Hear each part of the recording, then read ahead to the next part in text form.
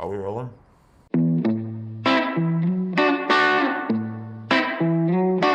welcome to the Fireside Tattoo Podcast. So glad that you could join us here today. What machine should you choose? What should you buy based on the type of tattooing that you do? That's the topic that we're going to dive into today with Carson Hill. This is a continuation of a series. This is the fourth installment of a series that we started with Carson a few weeks back. It's really just one long conversation that we've broken up into these little chunks based on subject matter, just to make it a little more digestible, because there's a lot of really heavy information in here that could probably make your eyes glaze over if you try to listen to it all at once. Now, that said, I asked you guys after the last session if you would like me to put out the long form interview. It was really done in two different sittings, about an hour and a half or 2 hours each. So it's about 4 hours or more worth of content. And I've gotten a lot of feedback, and I appreciate that. There are a good number of you that would love to just sit and listen to the entire thing. And then quite a few of you as well that enjoy the kind of shorter chunks that we're doing right now. So I aim to please. We're going to continue to do these, and I'm going to release the long form. So you'll end up going back and listening to stuff that you've already heard, but that's fine. This stuff is dense enough that you could listen to it more than once and probably get something more out of it or different out of it each time that you listen or watch. In today's episode, we do talk a little bit more about Carson's Numa 4 Nuba tattoo machine. If you are interested in that machine, he is offering 10% off with the code Fireside. It's a fantastic machine. I've been using it for about 6 months or so now. He'll send you the different cams that give different stroke profiles based on the way that you tattoo. You might change out different cams. You also might look into the bearing arm. It comes with a brass bearing arm, which was a little aggressive for me. I felt like I was kind of beating up skin with that. And I opted for the aluminum bearing arm, which is a little softer hit. So if you're someone that likes to slowly blend, or you do a lot of black and gray work, and you're going to get the Numa 4, I would go with the aluminum bearing arm over the brass. Just my opinion. You might grab both and test them both out. Anyways, 10% off of the Numa 4 with the code Fireside. We'll leave a link below. Thank you to Carson for sponsoring the show and for just sharing your big brain with us over this series. It's really been beneficial. I've learned a lot myself. Another sponsor today, TSM Pro. You've heard me talk about them before. TSM Pro will help you simplify your tattoo management life. So anything from booking, setting up consultations, appointment reminders, that kind of thing, to client rewards, to messaging, social media management, I guess I should say. They have a really cool thing that they introduced lately, and I don't know that it's out yet. It's called TSM Flow, and it's basically a dashboard where everything that has to do with your tattoo business kind of sits. It all lives right there, and it's super easy and intuitive. I was able to look at it and instantly know what to do. It's like operating an iPhone or something like that. You just know where to click to do what. Super, super cool, and TSM Pro is offering some really huge discounts with the code Fireside, or at the affiliate link below, on all of their services. Also, reinventing the tattoo. Guy Aitchison and Gabe Ripley are killing it with this tattoo education platform. Tons of great content on it all the time, and you get 10% off of the annual subscription, which is only $300 regularly. So take $30 off of that. With the code Fireside, we'll include the link. And that is really right now the best way to support us, is by supporting our sponsors, because we do get a little bit of kickback, and it allows us to continue to put out these videos. All right, let's get to this episode. I hope you guys enjoy it. I really enjoyed making it. We dive into all of the variables that you should consider when looking to buy a new tattoo machine, particularly as they relate to the style of tattooing that you work in. Enjoy. So there's layering, there's single session tattoos, and then there's, and I guess that would be the two, right? Yeah. And then, and there are people who, like, to your point, you can't do a sleeve in one day, but there are a lot of people, myself included, I'm not really very good at doing even what people would consider a single session piece in one day. I just don't feel like I ever can push a tattoo where and I'm sure you're the same way with your style of tattooing. It doesn't matter the size for me. I would rather have multiple sessions. I don't take a traditional approach to tattooing. Yeah. So even beyond the size, like something like a back piece or a sleeve, which obviously just because of time restraints, you can't do it all at one time. But there are people, I remember having a conversation with Nick Baxter years ago, and he was talking about he used to try to see how many layers he could work into a tattoo, and when it became like when the trade-off was wasn't favorable. So he's like, after 3 sessions of color, I couldn't do anything to the tattoo that I felt like made a significant enough difference to justify another sitting, Right. Yeah. And then contrast that with people who just like get in there and get out of there. They want single. Well, like we've talked about Ty a good bit in these conversations so far. He wants to get solid lines in as quickly as he can. He wants to get smooth color blends, and he wants to be out of there. Yeah. Yeah. Yeah, and I guess that's a traditional approach. And I mean, I think even Ty would probably agree in some cases that he'd prefer to go into it a second time if he could, under, if it was always his choice. But he's also one of those guys who I've seen able to knock out solid, saturated, complete work in one pass. Right. And I would say there are probably some people who prefer one pass done and not go back into it. So what are the considerations? What are the variables based on your preference? Just for the sake of simplicity, let's just go with those 2 scenarios. Someone who enjoys, regardless of the size of the tattoo, someone who enjoys layering and sculpting. Should we differentiate black and gray and color, or should we just say layering, sculpting, and single session? Yeah, because I would say we differentiate because, for example, black and gray, and again, this is my view on it, and not everybody's going to agree, but my approach to black and gray would be different than my approach to building up color with layers, because of the simple fact that you can get away, in my opinion, you can get away with more when it comes to blending color than you can when it comes to like blending out really super soft grays that are, especially if you're working with big areas and you're trying to get a gradient or even just a single shade or something across a big area with just gray wash. It's a completely different, in my experience, it's a different approach. Yeah, I agree. Or you have there's less cheats. You really have to be disciplined and get it in there right. I would say the considerations with regard to tattoo machines would be the hit, like the force behind the needle. So, for example, you were mentioning the aluminum bearing arm on your Numa. That gives you a reduced force. So it gives you actually 2 things. It gives you a slightly smoother working machine and less, hard hitting. So I think that would be good for black and gray. And I would say that probably you could apply that almost across the board, that a softer hit is going to be preferable when doing black and gray. You get less redness, you get, easier ability to make, nice smooth blends and gradients. Versus color, you could still get those soft blends and everything with a hard hitting machine, and then with, so, okay, then we're talking about sculpting or packing. That would be, you really want something really hard hitting, in my opinion, and fast and hard kind of thing. Single pass lines or, built up but solid big lines. Yeah. You look like you're about to say something. Well, I was going to ask you want something more solid and hard hitting. Is that because of typically the change in the needle configuration? So if you're doing smooth blends of color or black and gray, you're likely using, a mag. And then sometimes if you're scumbling and you're building texture, you're either using, a liner or like a round shader or something like that. Does that come into play in your mind, or is it just that you want to kind of get in and out of there regardless of the needle configuration?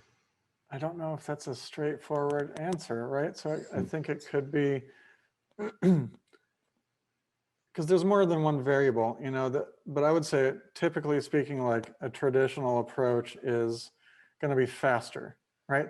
So I once heard somebody describe traditional as, where it comes from is these tattooers were doing a lot of tattoos, like, say, for example, on sailors as they came in to port, and they were only there for a limited amount of time.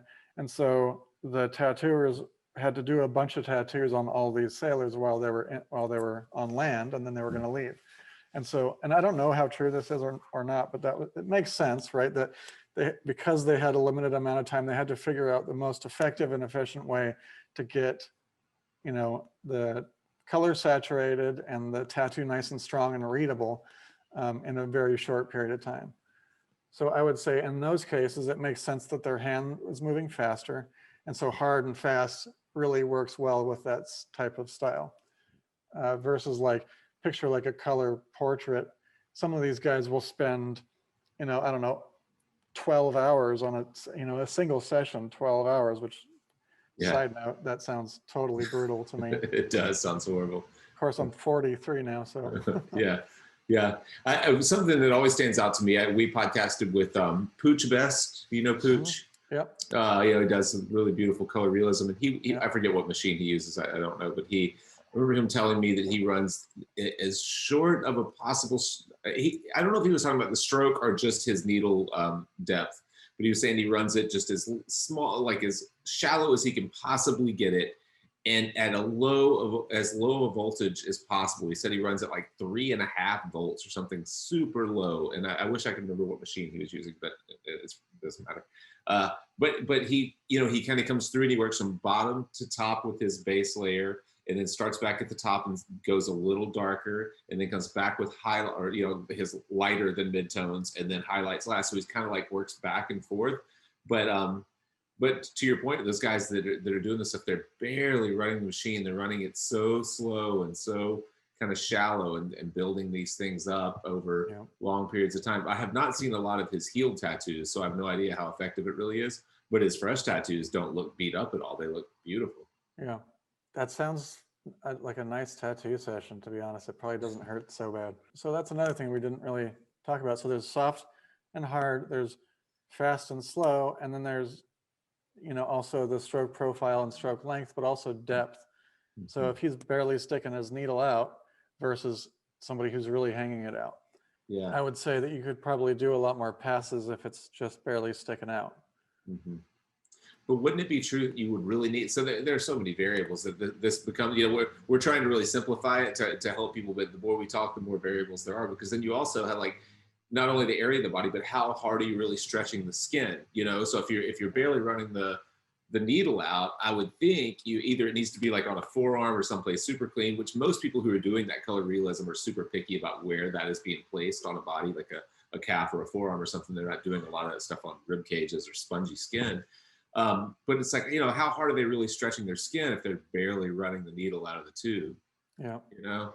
Mike Cole. Mm-hmm.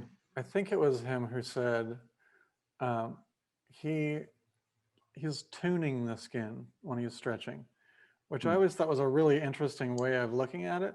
Yeah, makes sense. It does make a lot of sense, right? Because you're not necessarily, it's not this just stretch it as hard as you possibly can all the time. It's, you have to feel it out and see how it's interacting with the tattoo needle and so forth. Right. I like that term, tuning the skin. I'm going to steal that. That's good.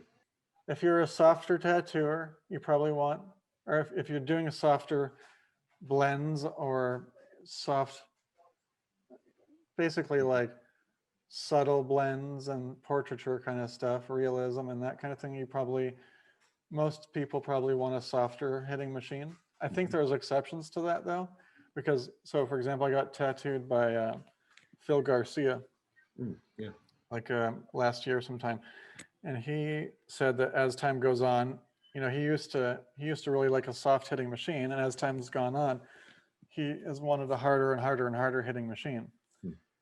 So, and he does that really soft portraiture kind of realism. Yeah. I actually bought his, I've watched him tattoo a lot. I've worked at conventions with him. So I've looked over, he tattoos all day on one piece. So I've watched his tattoos, evolve throughout the day or weekend. So I've seen his process, and then I bought his rose tutorial, which I thought was fantastic. I don't know if you got that. He did a $50 video of a pink rose or something. And I bought that, and I loved it. I thought he did a really good job explaining his process, and it was filmed well. But yeah, that surprises me a little bit that he wants harder and harder hitting machines, because he went into the same areas enough time that I'm watching the video and going oh, you're doing that again? You're coming in with a liner now? Good luck with that. But yeah, and he tattooed me for, it wasn't those monster sessions, but I think we did 6 hours on the longest of the sessions, Hmm. and it healed completely perfect. So, Hmm. yeah.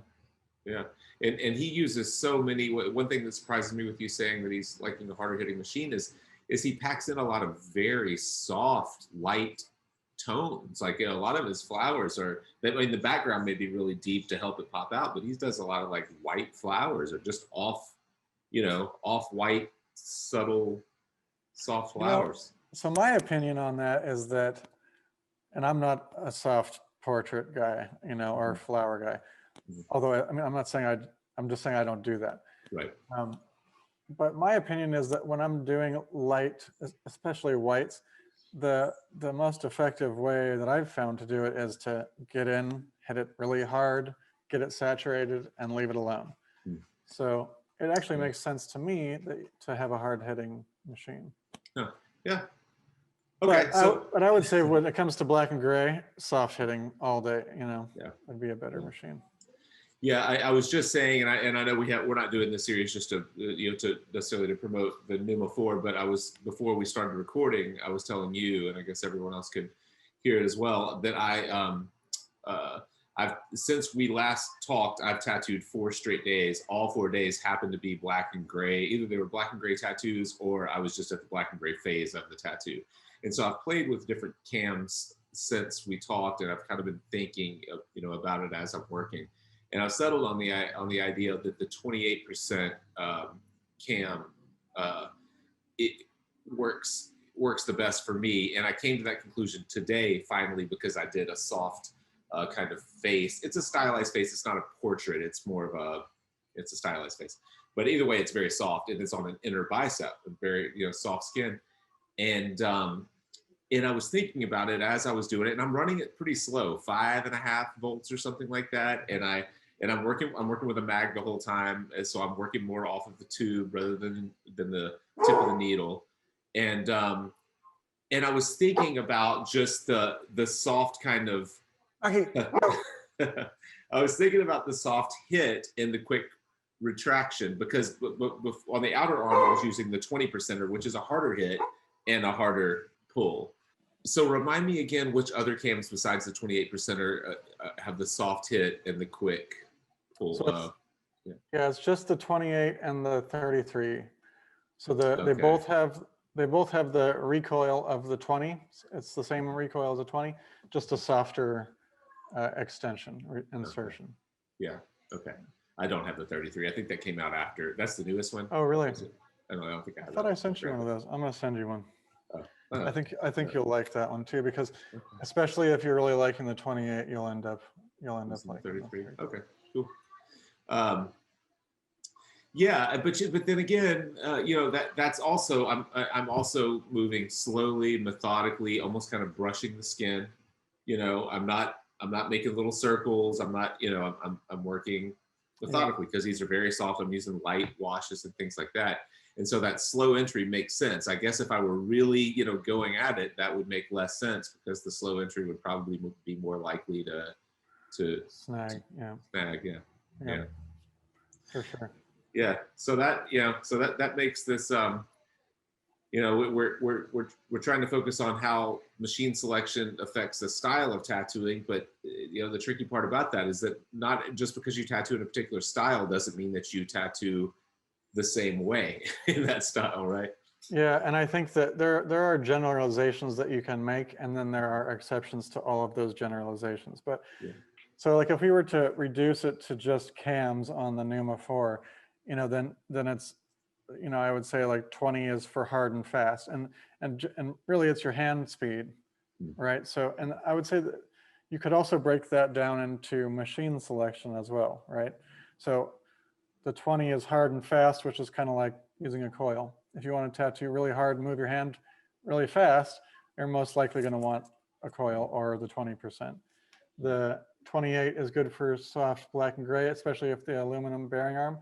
So then other machines that have a softer hit, which honestly just means a smaller motor or weaker motor, is generally how you get that. And then the 33 is kind of stepping into more into the color portrait stuff. 33 kind of exists on its own in the pneumo world. There isn't, I can't think of an equivalent in outside of it. And then the 40 would just be like rotary, and that's also in the portraiture kind of realm, I think. Right. For slower hand motions, it's the same profile on entry and recoil. Yep, exactly how you described Posh. Yeah. How it's really, he's working really slow. He's not sticking the needle out very far. That was perfect for the 40. Even the 33. The 33 will give you the same insertion speed as the 40 or a regular rotary, but with a quick recoil. So, so you're basically, I think you're just allowing the skin, you're just damaging the skin a little bit less. So we've talked about these things as they relate to rotary, which I think is what most people are probably thinking or using. But you mentioned a softer hit, meaning typically a weaker motor. Does that also mean a smaller coil or less wraps on a coil or a thinner spring or something if you were using? Or just less power. Or just less power. Yeah, it could be just less power. Gotcha. And then we also didn't really touch on give, right? So how does give play into all of this? Because if you're trying to figure out what machine you want, especially like as a newer tattooer, that's one of the things that's going to come up. Do I want give? Do I not want give? Because if you have a machine that has give, tightening it all the way isn't the same as not having give. Mm-hmm. So going back through that really quick, obviously the hard hitting you don't want give. The rapid, fast, hard hitting traditional style or, strong, bold, that kind of thing. Hard and fast, no give. When it comes to, I would actually say I have a strong bias on this. And maybe it's best if we get your opinion on give, because I'm gonna, ultimately my opinion is no give. Yeah. Just give is, I don't want to talk badly about anything out there. I just don't think give needs to exist at all. Well, I have used and even still use machines that do have give, not rotary machines that have give, like we mentioned in previous episode, which I don't know if it'll come out before or after this episode, but coil machines have built-in give, and we're trying to mimic that. Our rotary builders are trying to mimic a natural give that the spring of a coil machine gives, and then a thing that in case that episode hasn't come out yet, something that you mentioned when we were talking about that I think is so vitally important is that a coil machine does not have to finish its full stroke, and a rotary machine has to make that circle. And so give becomes a whole different kind of animal. Right. So when I'm saying yeah that I think give doesn't belong in the equation, I'm not talking about coils at all. Right. In fact, I would say if you're using coils, give is great. If you're using a rotary, screw give. And, and particularly mechanical give. And then again, the e-give or electrical give is actually bog. It's not give in the same sense. It deserves a different terminology entirely, I think. Yeah. And what we're actually talking about is reducing power or not boosting power when it's interacting with skin or wanting to bog down. Yeah. Yeah. So I think bog, natural bog is great. I don't agree with e-give, and I don't agree with mechanical give on a rotary. Mm-hmm. After I honestly I didn't have a problem with it. I use machines and with solid color and things like that. I use a little bit of give on the machine that I use, which is the Scorpion from Ink Machines. Not too much, but it's been my color machine for the last couple of years. But I set it just a couple of clicks off of full on hard, whatever the equivalent of no give.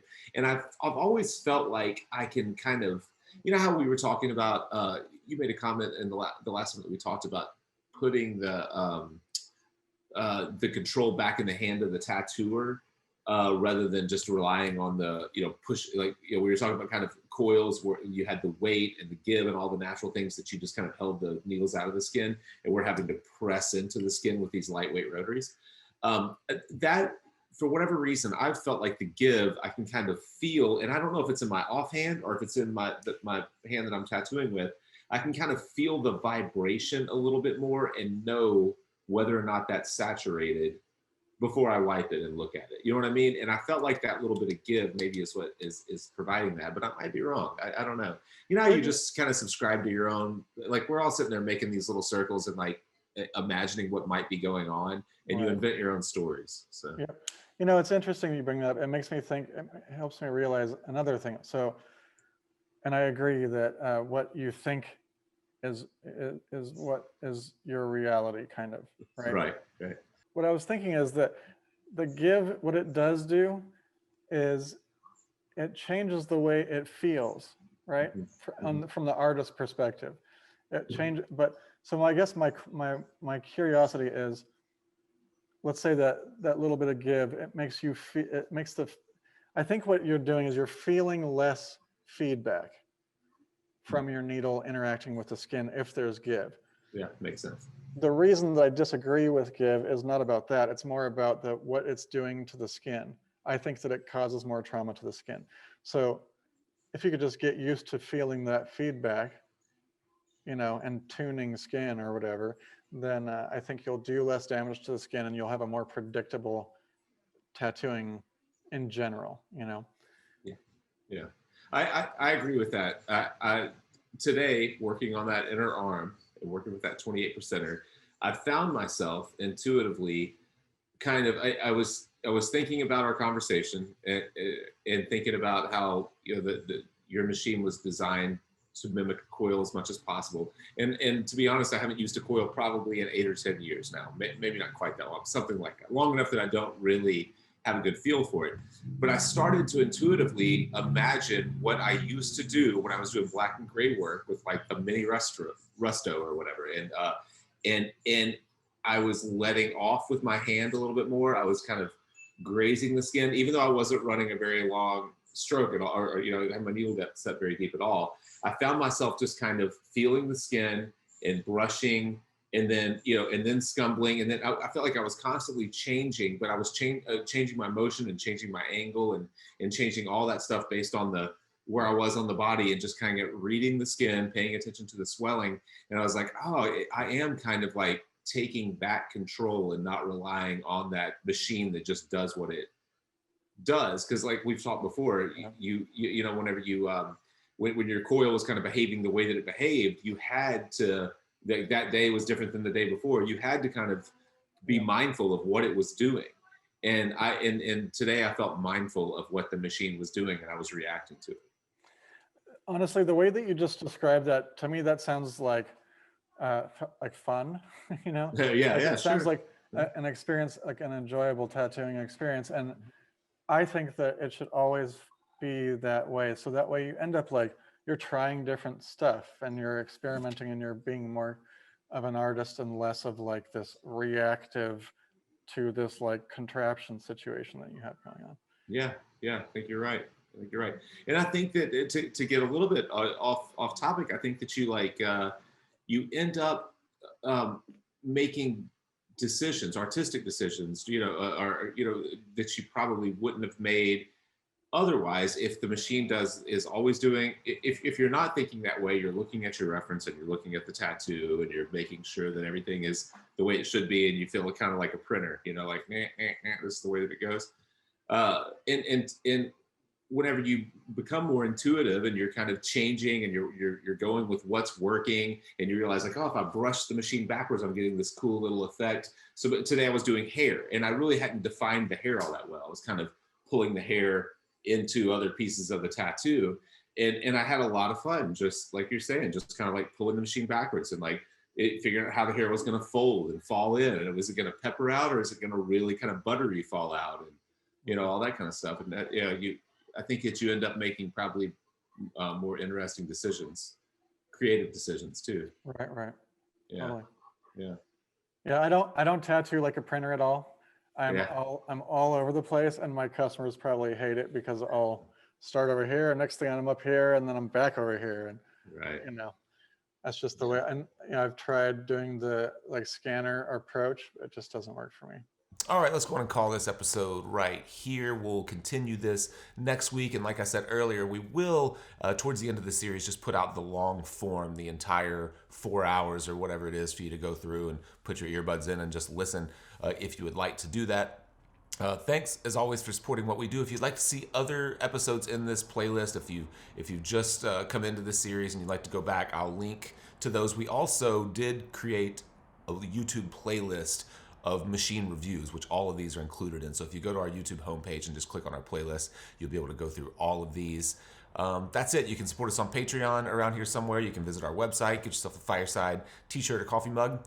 And I'm about to get out of town. It's Friday. You guys have a good weekend.